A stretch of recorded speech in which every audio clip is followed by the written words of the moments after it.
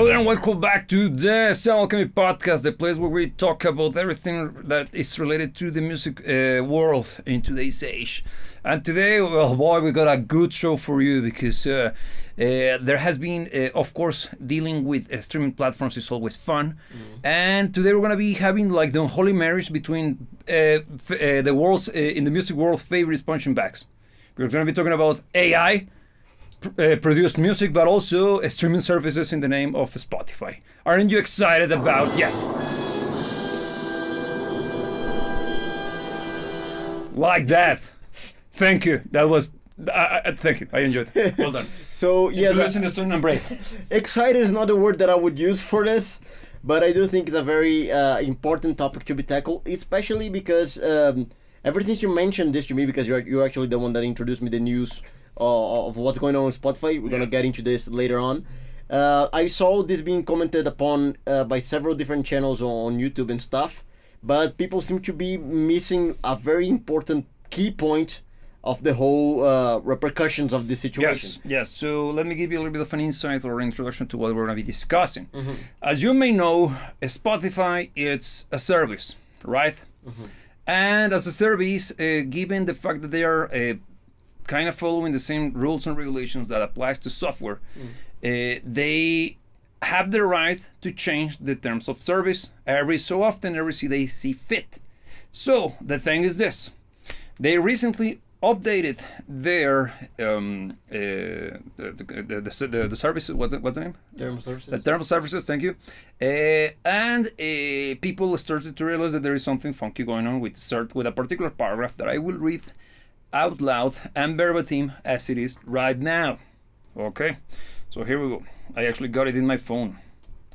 Look, true quote: "You retain ownership of your user content when you post it to a Spotify service. However," okay, not off to a good start. How can I be owner of something when there is a however? "In order for us to make your user content available on the Spotify service and to provide you with certain features and functions not specified here, we do need a limited license from you to that user content. Accordingly, you hereby grant to Spotify a non-exclusive, transferable, sub-licensable, royalty-free, fully paid, irrevocable, worldwide license to reproduce, make available, perform, display, translate, modify, create derivative works from super keyword here, distribute, and otherwise use any such user content through any medium, whether alone or in combination with other content or materials, in any manner and by any means, method or technology, whenever now known or hereafter created." Okay, so where I haven't finished. Yeah, go. Where applicable, or hereafter created in connection with the Spotify service, where applicable and to the extent permitted under applicable law. You also agree to waive and not to enforce any moral right or equivalent right, such as your right to be identified as the author of any user content, including feedback, and your right subject to the derogatory treatment of such user content. All right. Look at that! Now the synthesized English version. Yes, removing the legalese. Look, I'm not a lawyer, disclaimer, but I hang around with a good bunch of lawyers. And I have learned a few things. That puts me in a totally non-professional position. But I happen to have some fondness for the art and craft of bullshitting people. So, and the fact that they respect me as such might tell more things about me than them. But whatever. Look, as I pointed out, and I will take a look at the comments right now. Let me just finish with this because this is the opening commentary that will start off this kind of worms. Yeah. This is insane. First and foremost, I try to draw your attention to this particular section, which is create derivative works from.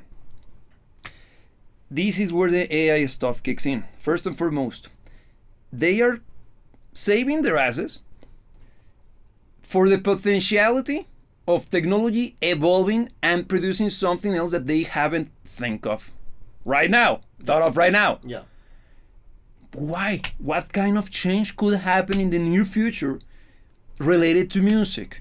And why do they have to put this kind of language where it comes to translate, modify, or create derivative works from, in between distribute and make available? Mm-hmm. What kind of technology is developing right now that it's super reliant on having or sampling previously created works of, I don't know, illustration, for example, don't know, maybe movies, for example, or, God save us, music? Why would a Spotify that happens to own basically every freaking record in the world in their vaults would will coerce you or force you to let them use your stuff, maybe, I don't know, to sell it to OpenAI so they can train their freaking models even more using your stuff, and you get 0 dimes out of it, because whenever you uploaded your shit to Spotify, you had to say, I agree with this. Yeah. So, and the best part, it's international. That means that anywhere you go, regardless of the jurisdiction, there is no country, there is no court of law in any given country that will help you or allow you to put up a fight, because when you signed this, you accepted that everywhere in the world, you already relinquished your rights to your stuff. And every freaking YouTuber is, oh, but my music, my creation. It's not your creation, dude. They are feeding a Skynet with this shit. Clearly. And they're gonna make millions upon millions. Crazy pills or what? Now addressing the comments. Sorry, but I needed to speak, and I'm sorry, and I am aware that I'm not. I should have read it properly, but you can see I'm passionate about this. Yeah. Because nobody's getting it. Everybody's, oh, my music, my rights. Who cares, man? Nobody listens to your shit. And I'm not trying to be mean, because the same happens to me. The problem is that those sons of a gun are actually taking advantage of your craft, your effort, to train your replacement.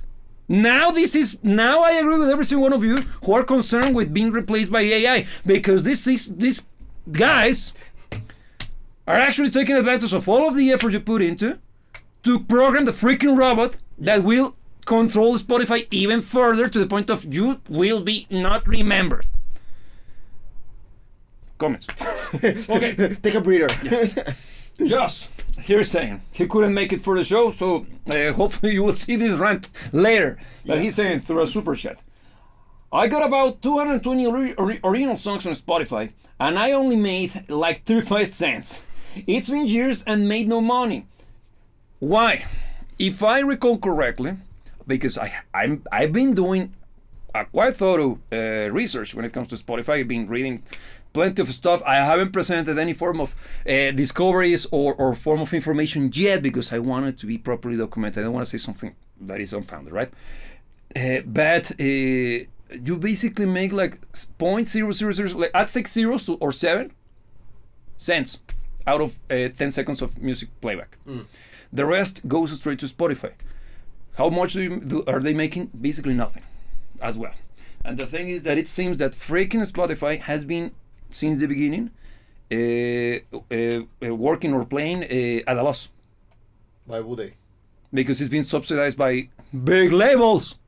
A good chunk of the ownership of Spotify is owned by Sony Music. It's one of the big ones. I don't know. I don't remember exactly which one, but it's one of those gigantic guys. And under the premise that it's evening out or leveling the playing field for all of the musicians in the world. Is it? Of course. Yeah. It's been subsidized, man. That's why whenever you join in and try to see what's going on, what could be the new hottest thing, it's always the same stuff. Yeah. It's almost like turning on MTV, because it's basically MTV now on a digital format. Yeah. Now continuing with the comments. Roman here. So how is it going? Roman. Here, he's saying, I used Amuse for a while, but Spotify gave me more perks, so I moved to Spotify. That's a lot of legal language. What does it mean? Yeah, musicians lose again. Yes, everything's against 100%, man. Every single thing is designed for you to lose, and that applies to basically everything you do in life. I gotta be careful because, yeah, when you're a business owner, you start to see shit, and you learn to read a little bit of legalese. That's why as soon as I read this, I'm like, damn. Comments. Look, before we get into the repercussions of this, let's understand a little bit the size, the magnitude of the trap that they put us in. Because first and foremost, do I look like the guy on the meme? You look enough, I think. But sensical, right? Yeah, no, it is 100%. And this part of the conversation is probably gonna give even more sense to that. Yes, please do. You see that as a musician nowadays, you can't even be considered a musician if you're not on Spotify. If you don't have your stuff there, it's basically the same as not existing as a musician. Yes. So you gotta be there. By default, you gotta be there, and by default, they have the rights to appropriate the rights to your music. Yes. So basically, you are by default, if you wanna be a musician using that premise, you gotta give Spotify the rights to your music. Yes. See now, going into the realm of repercussions. You have to, by default as well, if you want to make music nowadays, give Spotify the right to do whatever they want with your music. Yes. Changing it, doctoring it, remixing, or selling it. Yeah. As a, what's the name? It's not a... Data. It's data. It's basically data banks. To other companies. You mentioned one very likely possibility, one very likely scenario, which is the training of AI. By default, summarizing the whole thing, as a musician, you're letting AI control your shit. Not control your shit. Use your shit to develop. Yes. We had talked about AI on previous conversations, and we always talked about the uncertainty of the legal aspect of how AI would be dealt with in the near future. Yep. They actually they established a legal background in which they can do whatever they want without repercussions, and you as a musician sign for it. Yes. That's why I put so much emphasis on the fact that they are talking about or mentioning technology available today or to be developed. Yeah, known or unknown. Yeah. So basically speaking, if something happens revolutionary in the world of music distribution or music alone, we're already covered. Yeah. We don't even know what it is right now, but we're covered. Yeah. How about that? Yeah. And the worst part, you said it right. You said it right. If you want to be seen as a serious musician, your stuff has to be on Spotify. Yeah. Otherwise, you're not going to be considered a musician, right? And why? Cultural zeitgeist is more about that than anything else. And you got the social pressure of actually being there for obvious reasons. If you want to pursue a career in this shit, you wouldn't like to be part of Skynet, right? As 99% of musicians that might be watching this, I want to believe. Yeah. But you're forced to, if you want to have a chance. Yeah. Because how do you distribute your music? How do you want to be discovered by the masses? You want your stuff to be available in the biggest market possible, right? Or to the biggest market possible, in the biggest distribution platform possible, right? Which is Spotify. For as much as I always advocate for the use of Apple Music because they are less draconian. Don't get me wrong, they're not our friends either. But out of the options, is the least of the problems we got right now. Yeah. Spotify is basically controlling the market. The market is basically YouTube. If you think about it, when it comes to the video distribution platforms. Yeah. Because what's the point of you going super principled and I'm just gonna be uploading stuff to Rumble, which by the way we're broadcasting on Rumble as well. We don't have the chat for Rumble, is it? I will work with that. Yeah, no issue. But if you releasing videos on YouTube, the vast majority of the market is in YouTube. How do we know? You just have to do some quick research, and you'll see that it's like 80% of the traffic when it comes to video content consumption. Probably more, yeah. It's on YouTube alone, man. So it's ridiculous because also Facebook is a huge player in that area, and now even X. So you see the problem. You're forced as a musician to be part of basically the system that is meant to destroy you in the near future. Yeah. Because look, at other points where we talked about the whole notion of AI doing music and stuff, I was always advocating the idea of not being that concerned about, look, AI can only do so much. and also we musicians still have some form of relevancy because we're gonna be able to produce stuff that is better than AI and it's ours. Yes. The thing is, not ours anymore.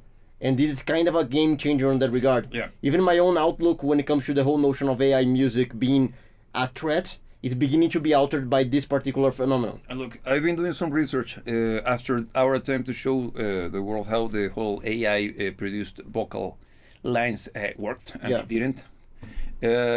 Because I was quite intrigued with the whole thing, with the whole notion of you having the rights to use those voice recordings in any production that it's making money. Because at the beginning, like, what's the difference, man? You're still using the same voice. Oh, the thing is this. Those models are not created out of nowhere. They are actually using a professional singer recording tracks. I don't know what kind of tracks, but they are using those tracks to feed the computer. That creates the model that you use to produce those vocal lines through the use of the online service. Yeah.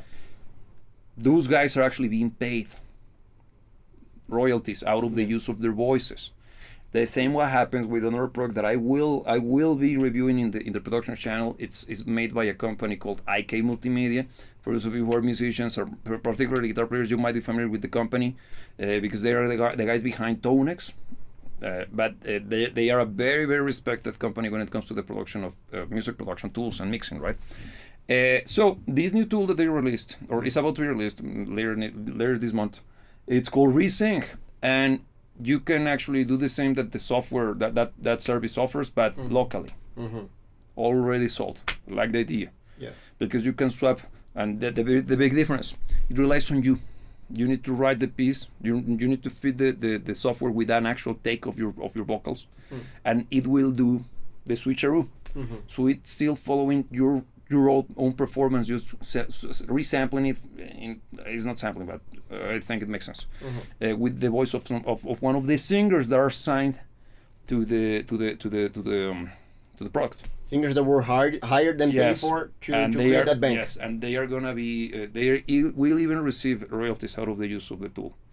How much I don't know. That's the stuff that is not publicly available. But it's quite impressive that these guys, in the case of AK Multimedia, they are putting extreme emphasis on it being morally procured. Yeah. The production of those AI voices. The whole thing is quite ethical in nature. Ethical. Yeah. In contrast, see the difference with the legalese that I just spewed. Yeah. First and foremost, this is pro tip. Contracts are written in legalese for a reason. They want you to feel overwhelmed by the barrage of rhetoric thrown at you. It's not nonsensical, it's redundant.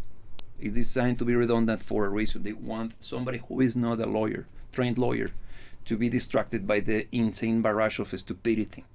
It's word after word after word, using words that nobody uses, not even in written language, because they're either archaic or just over complicated. In this case, they are clearly granting them, well, you are, by signing this agreement, they are allowing themselves to take your stuff, and there is nothing stopping them now from them using, for example, a stem splitter software, which they totally have access to it. Everybody has access to it. Even if you got Logic Pro, you can split stuff there on the spot. So they can, for example, sell your vocal line to a company that is not necessarily that ethical, such as IK, and they will outsource your vocal take, so they can feed another vocal creation service without you receiving a dime. And the best part, without even noticing or knowing about it. And if you think that Google, when they released that Sora, I think Sora, the one that is produced by Google, the video content stuff, it's designed by them? No. It's being fed by this very video and every freaking video you see on YouTube. And why do I know? Because they have the same freaking contract, dude. Yeah, it's the same thing. The thing is that all of these freaking companies that are all about distributing content are signing the same freaking contracts. This is not unique. The freaking problem, what pisses me off greatly, is that everybody in the freaking music community is more concerned about their rights and the ownership of the stuff, which I get it, but it's more about ego than actual concern. Because the freaking problem is that these guys will be making a huge buck out of your effort, while you get nothing out of it, while they're actually creating your replacement. Yeah, because outside of the whole matter of who gets the money, there's a matter of what's gonna happen to music, because this sets the precedent of actually AI music being something extremely viable at a commercial market level. Think about this, man. The company that distributes music, the ones that controls the playlist, what is stopping them from using AI music, producing in-house, to take the spot of all of those playlists? Who says it hasn't begun already? Allegedly, of course. Yeah. I'm not saying that it's happening. Yeah. Just in mind the possibility. Because I think the algorithm is still able to detect irony. Okay, but for now, because the thing is this, it will eventually get some of the nuances of the human language. So this is actually concerning, because nobody's talking about it. Yeah. Clearly, because I think you did your research. Yeah. What was the common discussion? The common discussion is they're gonna remix my stuff and I'm not gonna get my royalties. I know that it's a tough pill to swallow, but nobody cares about your stuff, man. And you made the point, so we're all in the same boat. Yes. Nobody cares about our stuff either. I feel you, bro. Yeah. I totally get you, man. Yeah. But it's not about your ego. They won't do that. Yeah. Because there is no money in remixing a song that nobody knows. Yeah. The money is on selling your freaking music, so they can train the replacement. Yeah, because look, all of us that are still up and coming, we are still finding our way into the industry, which means that at this point in time, nobody cares. Yes. But the possibility of people caring is still there. Yeah. Because music is still a thing. The real dangers out of this situation is not people they using your music, is they killing the possibility of you as a human musician making real music even being a thing. Yeah. So that's the real concern. Exactly. And the fact that you have to specify a human musician. Well, you know. No, man. Product of the times. No, but think about how dystopian that phrase is, man. Yeah. How is it possible that we have reached this stage in which we have to make a distinct definition of what a human musician is from a computer capable of producing music? Yeah. What happened to our culture for us to reach this stage? Because sad. At a more dystopian note, the people in control of the technologies to be able to create music like that through AI, and the ones that choose what kind of music the masses are going to listen to are one and the same. Because the distribution services, on the most part, you have, of course, a tiny community of music lovers that actually care about what they listen to, and they actively pursue what they want to listen to. I thought you were referring to a tiny community of happy people. No, we still haven't got there yet. No, look, but on the most part, the average music listener is someone who gets at home and asks Alexa to play something. What is Alexa gonna play? Wherever it was programmed to Whatever it was programmed to play. And that's how the replacement happens. Yes, it's not about people not being able to detect the difference between human music and AI music. Yeah. Let's first, how is music nowadays? Usually sucks, right? Formulaic, boring, generic. Yeah, we even have to create a freaking show called Music That Doesn't Suck, because at least we can talk about the one that doesn't, right? Yeah, attempting to find the stuff that doesn't suck amongst this sea of shit. Of shit. So the thing is this. We already have a hard time as people being able to define the difference between good music from bad music. It's already a huge issue, man. Yeah, the lines are being more and more blurred by the day. So how far are we from those lines basically removing the distance between bad music or what is considered to be musical from wherever slop is produced by computers? We're very close, if it's not that we're already there. Yeah. Because, again, we have discussed it several times before. The fact that some people get surprised by AI being basically indistinct from the stuff on the radio is not because AI is that good, man. It's because regular radio-friendly slop is that bad. Yeah. that it's very easy for AI to disguise itself as a professionally produced record. Yeah. That's the problem. And who is to blame? Well, the people listening to that crap, man. Yeah. Is that. And well, for example, think of this. Did you know that they released a new Tron movie? I have heard about it, yes. Okay, yeah. Not good enough to see it, but I have heard about it. You should. It seems that it sucks. But 15 years later, 15 years after the release of the previous Tron movie, that happened like 30 something years after the release of the first one. But the point that I'm trying to make is that it will suck at the box office. But I also saw this being a Disney production movie. This Disney production is related to Lilo and Stitch. What's the name of that? You know? Yeah. Okay, they remade it. Why? Because you know why? It was the first movie produced by one of the big blockbuster machines that actually crossed the I don't know how many $1 billion mark. Success, huge success. So the point that I'm trying to make is that this is the issue. They released an original, quasi-original IP. They took the risk of releasing Tron. Yeah. Flopping badly out of obvious reasons. It sucks. It seems that it's a very bad movie. But they released low effort, no interest in making something different, and being hugely successful. So what happens next? They announced like, man, there is Frozen 3 coming. Already? Frozen 3. Zootopia 2. They're milking every freaking I cow think they have. I also saw the poster for freaking Toy Story 5. Yeah. So what I mean with this is that our standards have lowered so much in any regard whenever it comes to the human experience that is art and the exposition of emotion and how expressive it could be, we have lost the understanding of what it actually means. The concept of art has turned itself into farts. There is nothing artistical about 90% of the stuff shown to us or thrown at us on any of the mainstream media conglomerates and apparatuses. Yeah. Because the same what happens with music, with movies, it's not only replicated, it's done twice or thrice as strong as it is on movies. Because movies, at least, they are riskier because they are way more expensive to produce and to market. But music, especially nowadays, and just listen to the horrendous crap that passes as the top 20 something on Spotify. It's disgusting. And I'm not saying this because I hate pop music. No, my ass. I hate shitty music. Yeah, I love pop music. Yeah, the good one. The good one. The thing is that wherever passes as pop music sucks monkey balls. There is nothing good out of it. And it's little by little being replaced by slop. But it is now just that. And with this new advancement of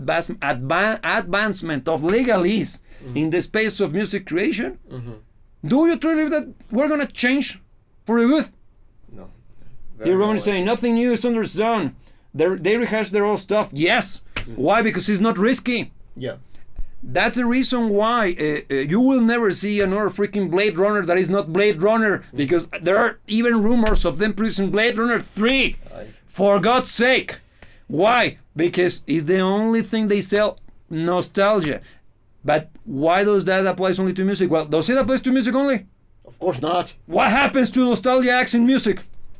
Do I need to point out the comeback of Rush? Yes. In 2026. We already had this conversation. We did it last week, but you know what I mean. Yeah. The thing is that every single thing that is part of the entertainment or artistic expressions of our current era is based on nostalgia or slop. And a slop could be nostalgia based. Yeah. Get me? Yeah, because look, nostalgia is a very powerful tool for slop, actually. Clearly. Because thinking what nostalgia means in practical terms, it means that you're looking back at the past. It's a sickness. With a sense of longing, as if the past, nothing that the present or future holds can beat whatever happened in the past. Meaning, in practical terms, let's say in music, that at the current point in time, you already lost the belief or lost the hope that anything current or in the future of music can beat any of the previous acts. Yep. and you're gonna keep them alive at all costs. As we can see, plenty of musicians pushing their 80s, going on stages, keeping their music alive at all costs. That's the wishful thinking approach to describing it. While nothing actually puts the effort, not the way to put it, but nothing actually takes their place, nothing new, nothing current. Yes. So you already create this sentiment that the music in the present and future is awful, or music just has been on everything else is awful, and that's just how it is. Nothing can be done about it. Think about this, because this is taken from what you just said regarding the whole rehash or the nostalgia bait stuff. It only holds power. Nostalgia only holds power for as long as people have some personal attachment to it or emotional reaction to it. Yeah. But a kid, you think that a kid nowadays who is 12, 13, 15 maximum, had any form of positive reaction to the announcement of Rush coming back? Of course not. He doesn't even know who the hell Rush is. Yeah. So the nostalgia doesn't work on him. Okay, if that's the case, think of this. Once the generation that keeps those acts alive is no longer commercially viable, they will be simply thrown to the wayside. But the entertainment industry has to keep going, right? What is going to replace them? The cheap, non-human involved shit. Yeah. This is not going to affect us. It's designed to attack the kids.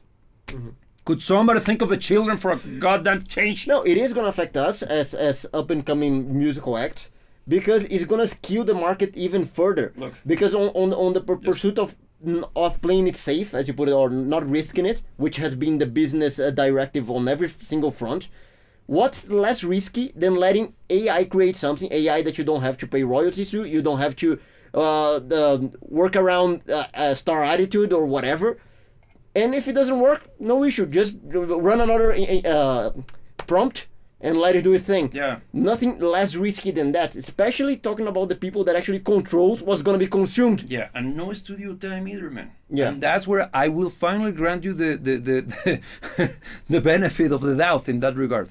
I will elaborate more on that one. Let me first address this comment. Here Roman is saying, Rush's nosebleeds tickets are going for $700. Do they come with a lap dance or what? Do you think nostalgia drives those prices? Of course. Yeah. Why? Because think of this. When it comes to marketing, there's a term or selling stuff. A term that is usually we use it to describe those who have the big bucks and are willing to pay, which is called the whales. Whales. A whale like the animal. Why? Because those guys have plenty of fat to take advantage from, and they're slow and easy to kill. That's why we call them whales. It's incorrect, I know, but it's the way it's the terminology. And given the demographics of the core audiences for Rush, which is gonna be all, I think we are the youngest. Yeah. Demographic, No, 30 something. It's not even the youngest. We are accidents. Maybe. Because people from our generation are not necessarily attached to Rush. And look, I'm not saying this attacking any single one of you who are part of the old guard. Huge respect, because you lived through the good shit. Yeah. You at least have something to hold on. We don't have anything. Yeah. That's why we try to pursue Yeah. your stuff. Your stuff, yeah. Yeah. That's why we cherish your stuff, because it's good shit. better than ours. No, it's good. Ours sucks. So the point that I'm trying to make is this: given circumstances of life, somebody who is the core demographic of this particular band will have, by a chance, way better income. Some of them will be either retired or retiring, or at least have amassed a good livelihood. Yeah, they're already know a well-structured point in their lives. Yes. So that allows them to sell the product as at a premium, because they know that their market is willing to spend that or even more. Yeah. That's why they are selling those tickets for $700. That's ridiculous. But look, even Roman, you were also part of the conversation where we're talking about Rush. And one argument that popped up in the conversation was that this comeback of Rush could even be a pick-me-up for the entirety of the rock industry That and would be fantastic. rock in general. But now with this, Because look, this is a very clear statement on who they're targeting. Yes. It's only the same people as ever. Yeah, because- no new people involved whatsoever. a kid that is somebody who's like, I don't know, 18, Yeah. working at McDonald's, can't afford those tickets. This is prohibitive. They Yeah, won't go. they because they don't want them there. They Yeah. don't want kids. They don't want people with lesser income. And of course, given your circumstances in life, age and income are usually, well, in a proper world, should come in hand by hand. Let's just say they're correlated at the They least. are correlated at least. And here saying Rush being who they are will hate on Spotify, get hits on Spotify because of their fame. Yeah, man. The thing is that you're starting to see the bigger picture, man. Excellent. The only guys who are actually being benefited by Spotify is the big chungus. Yeah. Says. Yeah. It's all of the guys that have been part of the industry since the beginning of the industry itself. Yeah. Have you ever seen somebody actually breaking through Spotify that is not a freaking industry plant? No. Because the whole notion of indie, my ass, man. Yeah. And when you start to do some research regarding Spotify, how it actually works, you start to see that it has never been a level field. Never. If you want to know a little bit, just for you to have an idea of the kind of people, the guy who retired, who used to be the CEO for Spotify a few months ago, who got replaced by two other guys, not Indian, they are Norwegian as well. If you know, you know. This guy, his background, his area of expertise was online marketing and search engine optimization. The guy had nothing to do with music, dude. Yeah. It shows.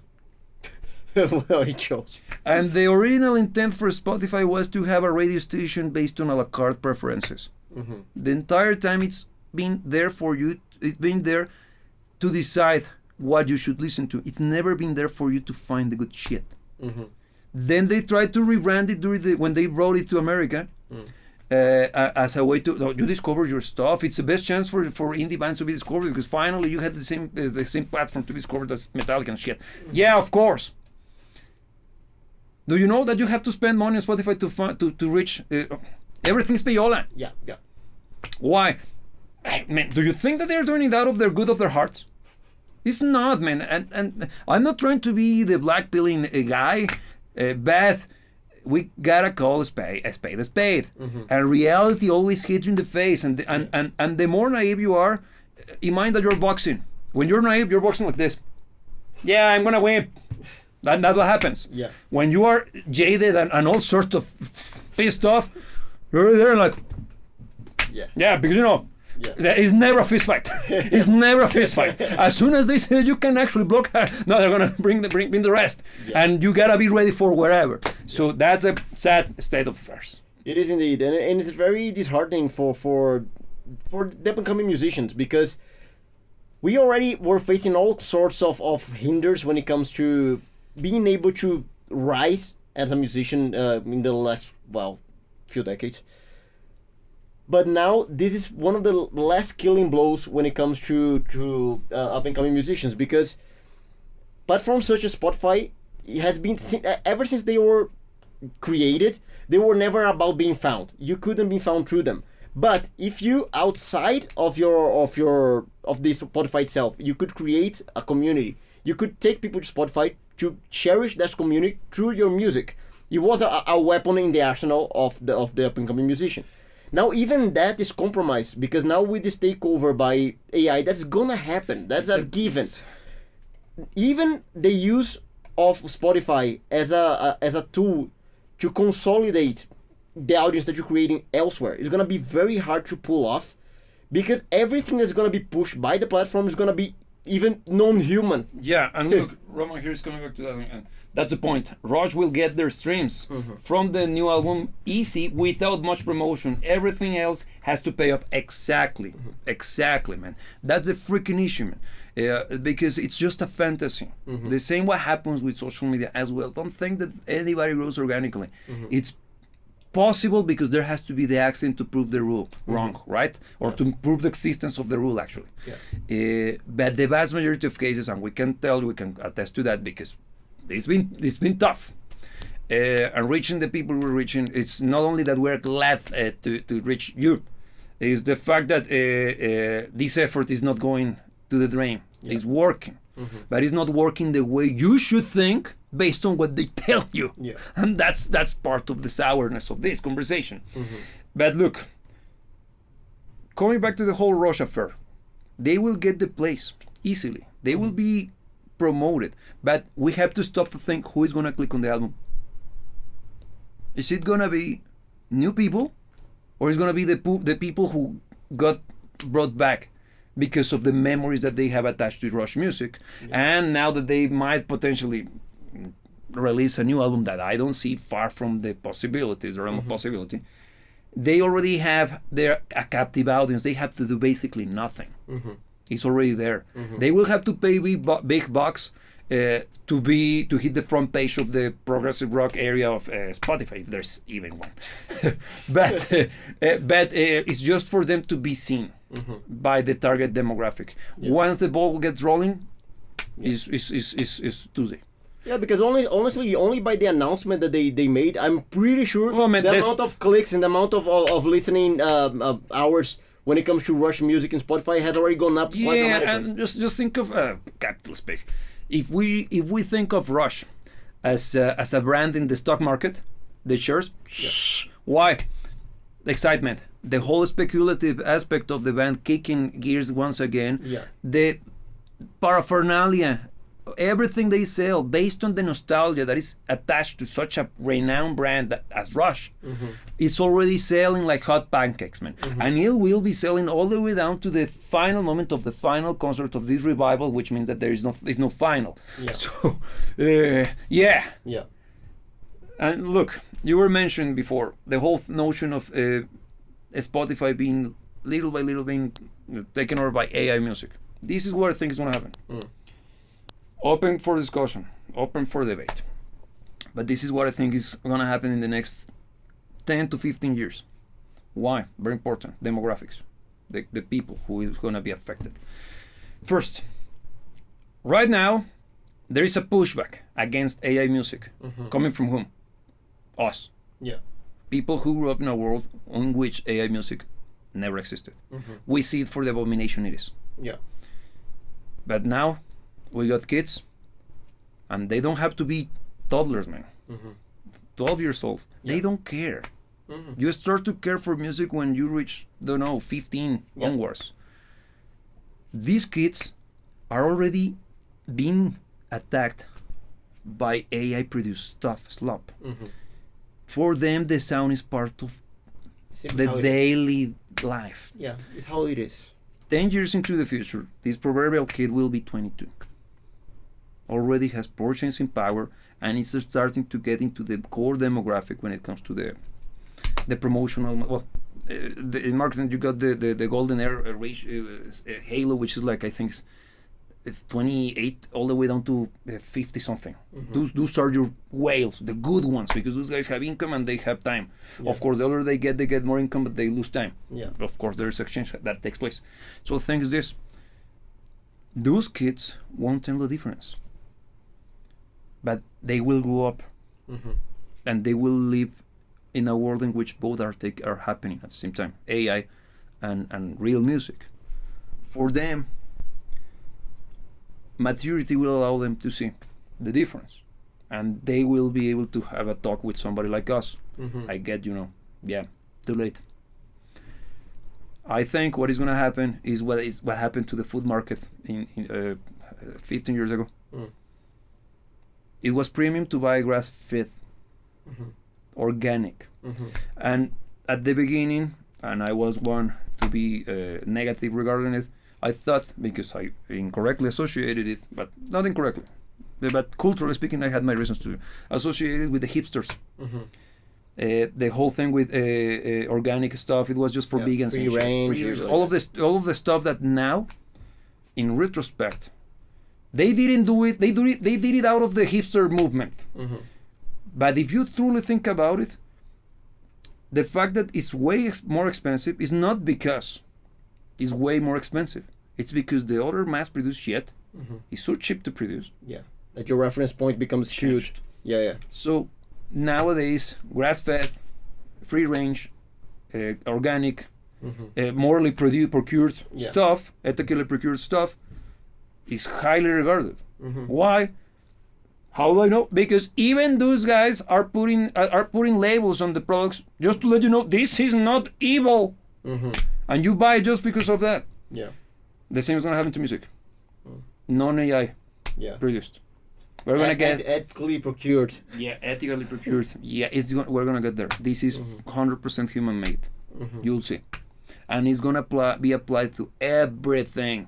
The first thing that we're gonna be having to have those labels on is gonna be video and software. You'll see. Mark my words, and that's gonna happen in 3 years, maximum.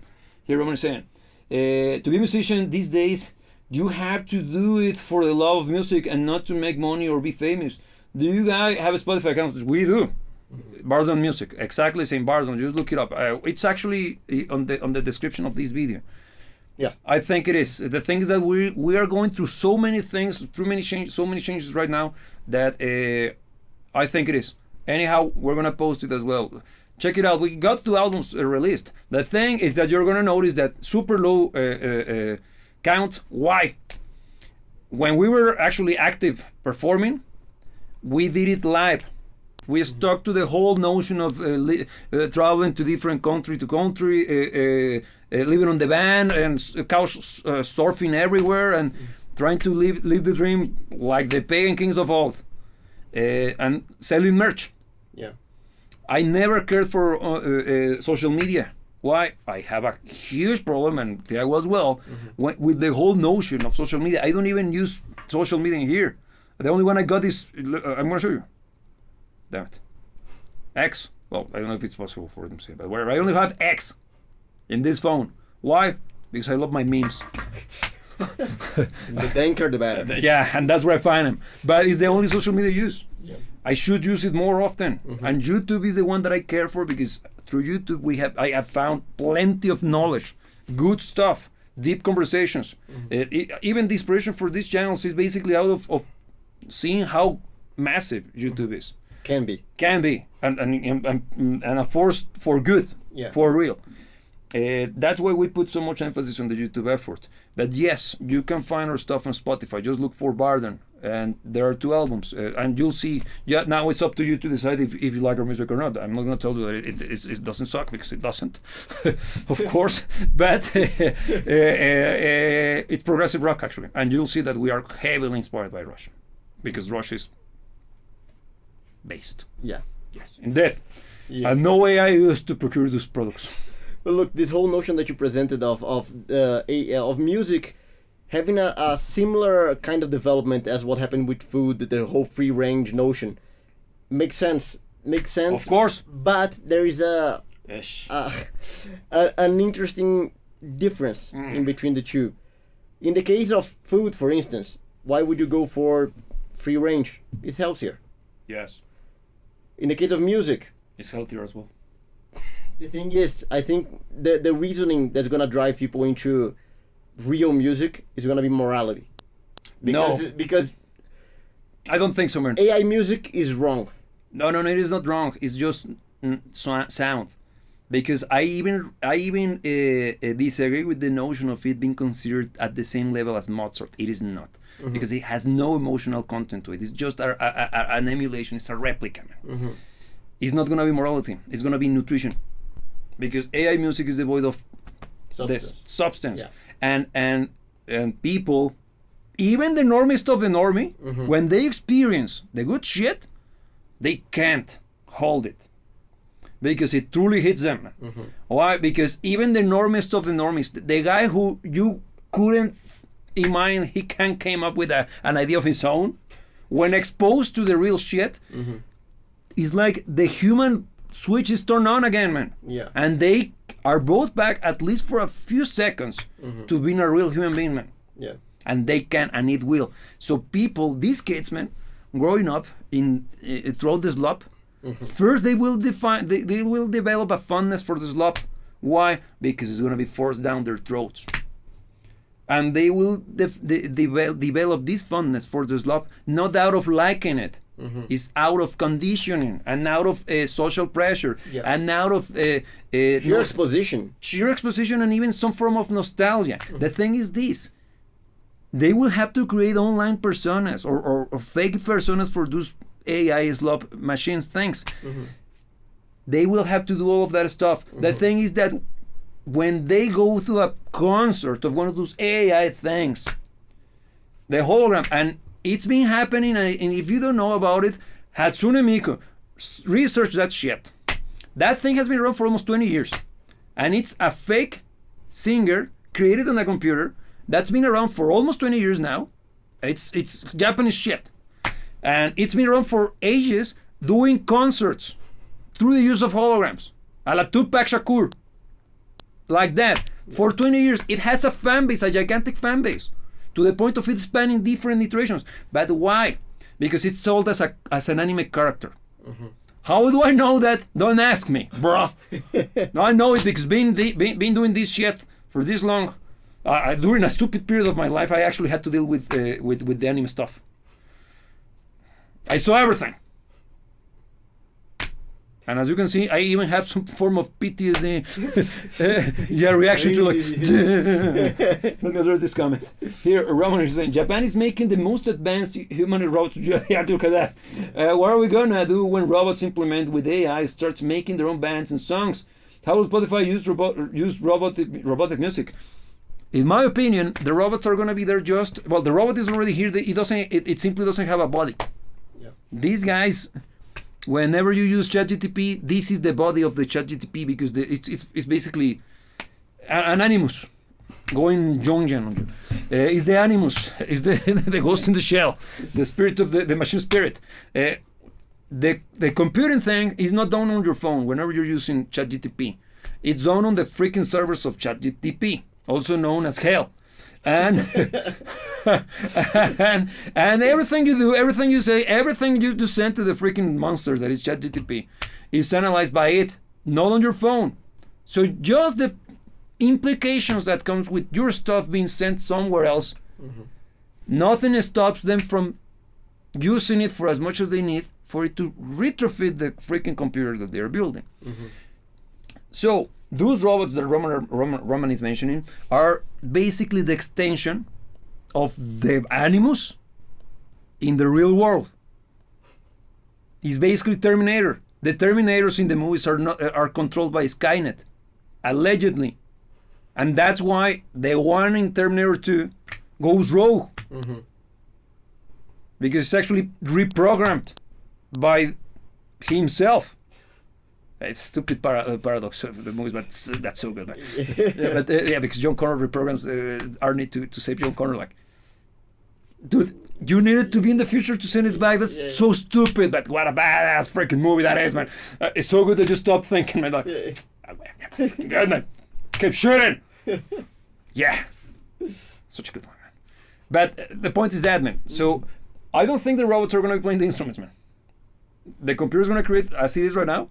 And whenever they have to do the live show, they will use holograms rather than robots because it's way cheaper. In holograms, you just need like a gas show, man, like a light show. Yeah, you just need the smoke to be dense enough for the light to be reflected on it. Yeah, and you can project the stuff easily. It's just projectors rather than incredibly complex servos. Yeah. Yeah, I'm more concerned with those robots when it comes to being sold as a solution to the loneliness epidemic, which is already happening as well, if you know what I mean. Yeah, it's already happening. Yeah, so I try to always be impartial when it comes to the application and the uses for AI, because I see the potential. I wouldn't say that it's demonic in nature. By inception, it is not, because there is no such a thing as an evil machine. It's evil people creating the machine, using the machine, not even the creation of the machine is evil. It's the intent. Because this microphone right now is used to broadcast my voice, but I can use it to break your skull. Is it the fault of the microphone? No, it's me. It's always me. So the same applies to AI. It's basically a tool. Yeah. The problem is that it opens a huge Pandora's box. And the biggest implication, I think the biggest concern that even with people that I disagree with when it comes to AI, I empathize with, because this is not threatening the human, the notion of humanity, or the definition of what a human being is. It's actually potentially diluting it to the point of it being unrecognizable the more we use it. Mm-hmm. And that's the actual problem that I totally agree with. Mm-hmm. And even those who disagree with me, we're and this one we're together, man. I agree. Yeah. We have this. This is the major issue. Yeah. Because it's not implementation, it's not the use. It's the overuse and the non-ethical approach to the use of it. Mm-hmm. What do you think? This is a very, because we're only Grim and dark. Yeah, and we're only seeing the tip of the iceberg. Just the tip. Because we can extrapolate on where this is going, but it's quite possible the future is even going to be grimmer than we stipulate. But one of the main points of concern for me is the fact that one of the biggest issues with how the state of music nowadays is simply the tremendous amount of slop and the good stuff being buried beneath the slop. And this development simply, if you want to go for the most pragmatic view of it, if you want to remove the moral implications and stuff, it simply cranks up the production of the slot machine up to 11, and it's gonna bury even further the good stuff. It's gonna make it even harder for the good stuff to actually find a footing, and it makes it really hard. That's why I brought the example of Tron. Mm-hmm. Is this? Yeah. Just what you said. So it's diluting the concept of it's letting the slot be the one that becomes the bigger force. Yeah. That's why, coming back to the movie thing, we will never, well, at least our generation won't have the chance to live through a period similar to the 80s when it comes to movie making. Mm-hmm. We're not gonna have. The last chance we got was in the early 2000s with the release of the Lord of the Rings and the first Matrix, the only Matrix movie, of course, and at the beginning the Harry Potter stuff. Mm-hmm.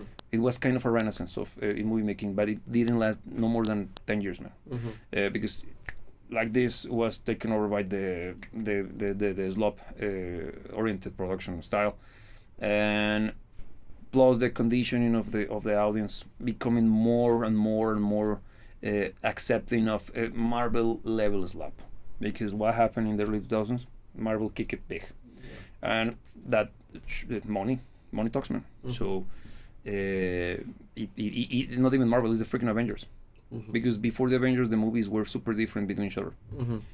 Just compare Thor, the first Thor movies, with whatever happened to him. They became a comedy show. Terrible. Very bad, and disrespectful to the whole notion and character of the character as well. And you see how basically no interest in developing something with personalities, basically replicas of the stupid Marvel humor that became even a freaking meme today. They're copy pasting themselves. Yes, it's copy pasting themselves because they are actually just looking for the one that sells. Don't you think that music is basically the same? And now with AI, and or AI being the one that overpopulates, because that's the issue. The concern is not AI being the one that being capable of producing music. Or the bloat. Is the impossible rate of production that AI has in comparison to humanity, man.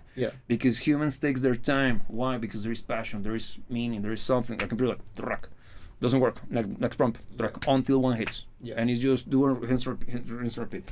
Here Roman is saying, my uncle works for IBM. He says he had to sign contracts that anything he invents while working for IBM belongs to IBM. These will work with Chat GPT. If I create something under their service, they own it. Great question. I truly don't know. But that's why it's very important to read the whole fine print. They use legalese, and again, I encourage you. I know. Because whenever you install something in your computer, the agreement paper is always gigantic and is filled with stupidity. Use their own tools. Ask ChatGPT to summarize it. But look, this that's happening with Spotify is setting a precedent for this that you mentioned to be a thing. Because this is not about music. This is about intellectual property. Yeah. And what you write on ChatGPT is about the same. It's intellectual property as well. That's the thing that hasn't been discussed yet at a legal level, man. But the precedent that this sets is will. pushing things in that direction. It potentially could be used against the creator, or in this case Roman, being the one who created the prompt, the things that, did you create it or you just had an idea and just saw what happened? That's the thing. Yeah. The problem is that when it comes to law, and again, I'm not a lawyer, I'm not giving any formal legal advice, I'm just thinking in terms of rhetoric, okay? You're just trying to use rhetoric to make a case and demonstrate if what you're saying is dumb or not, in terms of logic and reason. It doesn't have to be aligned with reality, mind you. Yeah. That's why I put so much emphasis on the rhetoric aspect of this. So, I don't know, Roman. That's a good question. Yeah. And that's something that I haven't seen any form of direction. I think, more ethically speaking, it's yours, because at least you came up with the idea. Because if they can make the claim that it was theirs in the first place, why didn't you did it first? Yeah. You see? Yeah, But I'm once again thinking in terms of rhetoric. It's not necessarily sensical. Especially because ethics have no room to play here. No. So even though, yes, from an ethical point of view, this that you mentioned makes sense, but who's ethical at that? Yeah. Those ethicals? Yeah, and the thing is that, I will stop there because I was about to describe the court, how morality and the court of law not necessarily go together. But where? So my recommendation, we need to begin, and this is a movement that I think we should all follow, promote the ethical use of AI. Stop fighting against it. It's here. It's not going anywhere. So now promote the correct and ethical, morally rightful use for the tools, and stop looking at them as AI. Stop looking at AI as the enemy. Look at it as a tool to be used for good or for evil. Here Roman is saying, but wait, if I buy the Bardon album, do I own it?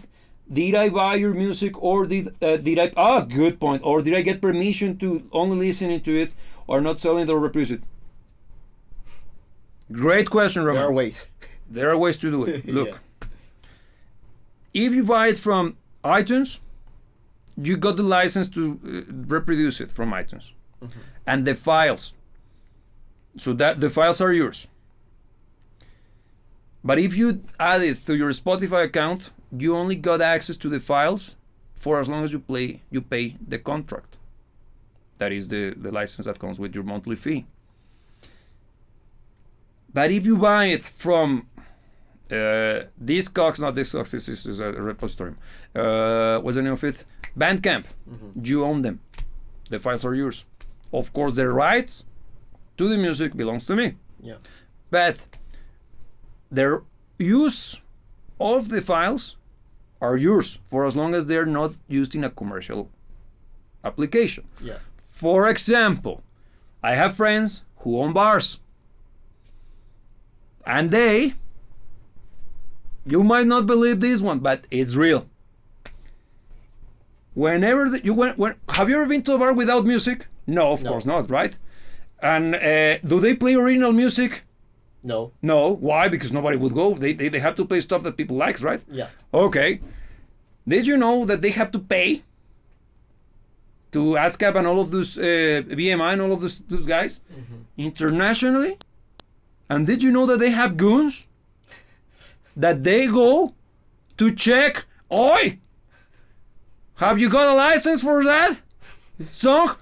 Yeah. Yeah. And of course, legalese kicks in.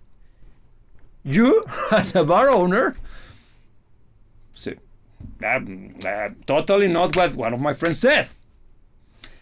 I'm not selling music, I'm selling beer.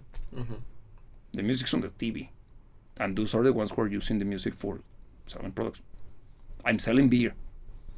I'm not charging for the entrance to listen to the music.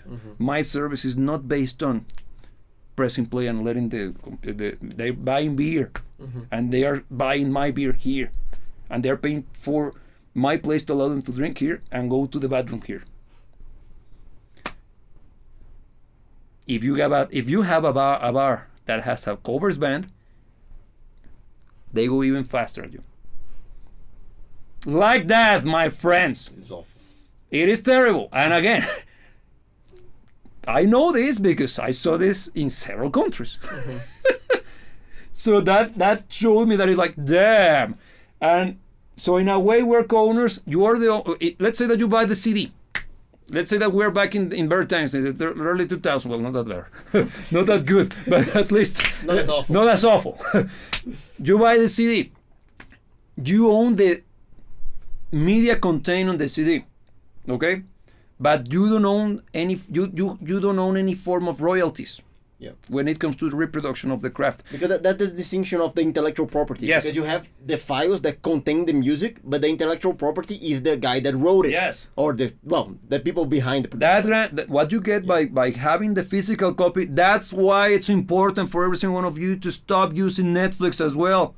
Buy your freaking Blu-rays and DVDs again. When you got the physical copy, you are legally allowed to use it for as long as the physical copy exists. It's yours and yours only. And you can use it for as long as you want, in any circumstance you want, without paying anybody shit. It's yours. It's yours. You don't own the rights to the Lord of the Rings movies. Yeah. But you can play it until you die if you wish. Which you will. Which you will, of course. But if you screen it outside of your house and people are watching, no issues. But if you dare to charge for it, there might be repercussions. Yeah. That's why I gave the example of the bar thing. It's similar to that. Yeah. The things that legalists get, and again, not giving any form, and I have to do this because it's also part of the legalist. Yeah. I'm not giving any form of legal advice. Yeah. Okay? I'm not a lawyer. I have no license to practice any form of law in any court of law.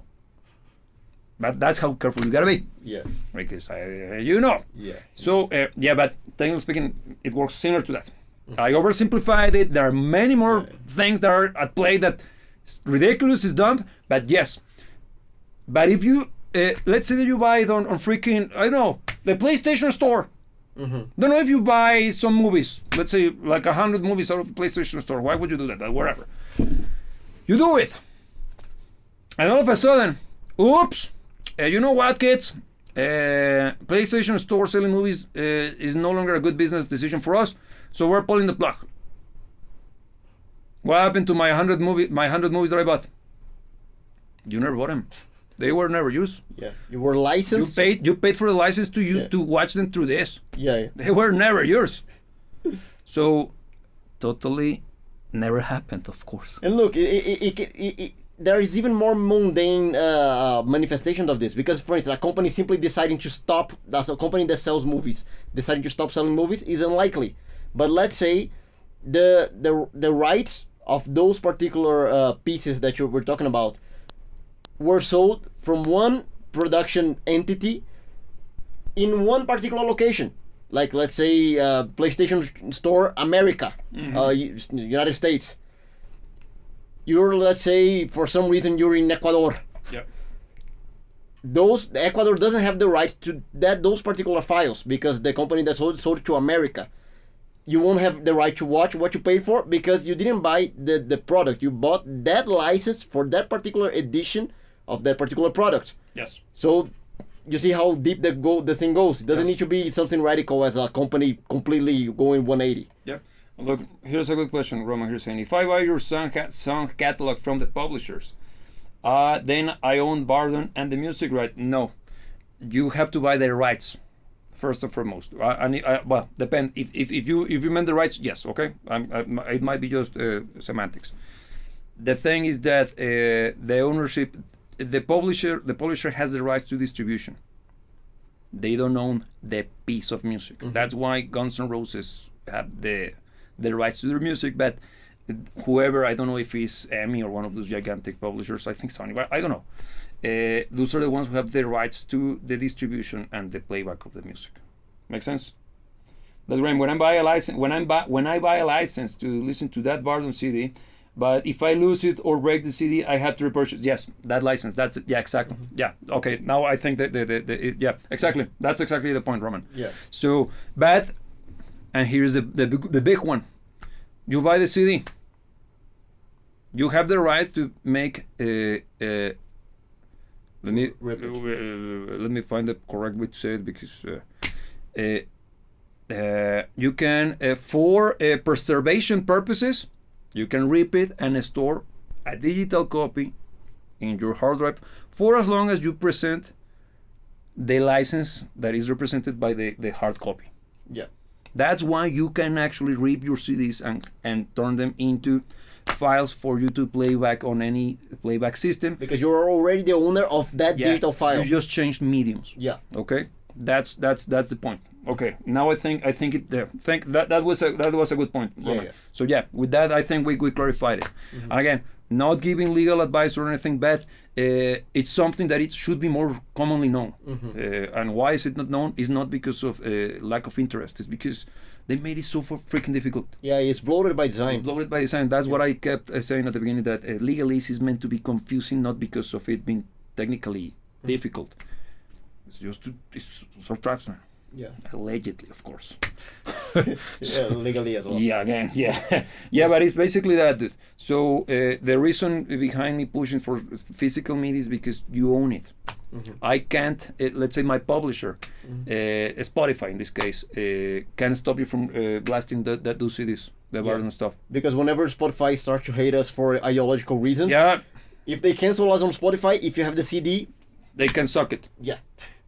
Legal term. No, exactly. That's why. Yeah, Or yeah. let's say that Spotify goes bankrupt. He's replaced by, I don't know, vinyl. Yeah. Right. So it's replaced by vinyl. You still have your copy. Yeah. There is no, you're not losing anything. Yeah, so hopefully that clarifies the whole notion. And that's why the whole thing with AI is so sketchy if the Spotify begins producing or flooding the playlist with AI produced music. And look, this They own the rights to everything, and they own the publishing, the distribution, and the copyright to it. So goddamn. look, this whole initiative of purchasing your media and especially physical media serves another very important purpose, which is removing a little bit of the monolithic hold over the market. Yes. Because if, let's say, more people bought CDs, Spotify wouldn't be the only. It wouldn't be a default. The beginning of this conversation, where we mentioned that a musician by default needs to be on Spotify. Ideally, you wouldn't need to, because you would be able to get your music across outside of those platforms. In a free market. Yeah, and so this parallel economy that you're suggesting and fostering, the idea of getting your music from, let's say, Bandcamp, or buying the CDs straight from Vinyl. it's straight from the band, because sometimes the band make them available. Yes. And I'm not trying to push this our side, okay? I'm just making this as a very conceptual. Right now statement. we're not selling merch. Yeah. We have good reasons for it. So You're actually fostering the parallel economy that removes power from the monolithic structures, which are one of the biggest proponents of keeping things awful. yes, So by starting to buy, you're actually fostering good music. you're sticking it to the man. You're sticking it to the man, and the man is actually the big reason why music sucks, because it's the one that keeps pushing horrible music as if it was good, and it's gonna do even more so now with access to AI. So the only way for good music to actually survive is parallel to that. Yes. So procure local. Support your local acts. Yeah. Go to your local pubs and bars. Buy beer. Drink again. Have fun. With responsibility, of course, Yeah. because consumers, believe it or not, are not drinking. Big problem. Because how are they gonna get the courage to talk to the girl that they like?